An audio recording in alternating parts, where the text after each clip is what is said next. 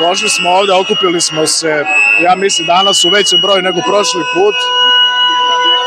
Razlozi su ti što su se ispred prostorija pre nedelju dana, dok smo držali tribinu i mirne proteste, okupili ispred SNS-a. Mi smo imali jednu akciju ispred SNS-a isto pre nedelju dana, gde smo stojali bez ovolikog broja ljudi ispred, bilo je možda par ljudi funkcionera iz Vrbasa, SNS-ovaca, koji su stojali ispred. Napisali smo par grafita i oni su svakim sledećim protestom sve više i više dolazili. I mi smo sada izrazili bunt prema tome, jer tu se uopšte ne nalaze ljudi iz Vrbasa. Tu je možda 10-ak funkcionera koji su došli tu, koji se ne smiju da se pojave pred nama. Prošli put su se javili, a danas su molili da ih ne prozivamo.